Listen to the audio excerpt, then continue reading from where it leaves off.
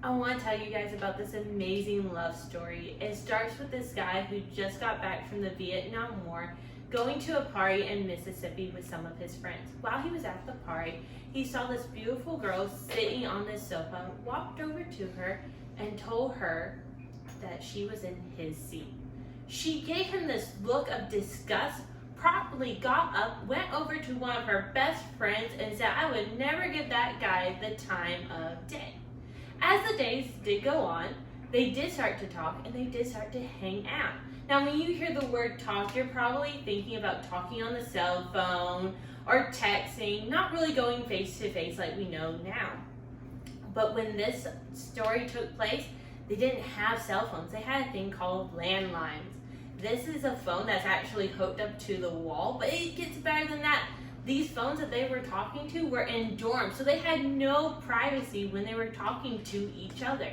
As they talked and got to know each other, this guy was going crazy for this girl. So much so that after his late college classes, he would go and meet her at her place of work just to get a few more moments to get to know her even better.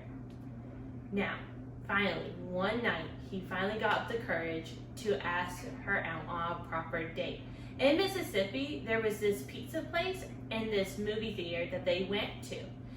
Now, you ask her, it was the worst pizza she's ever had and the worst movie she ever saw. But it was the best night of her life and she wouldn't change a thing.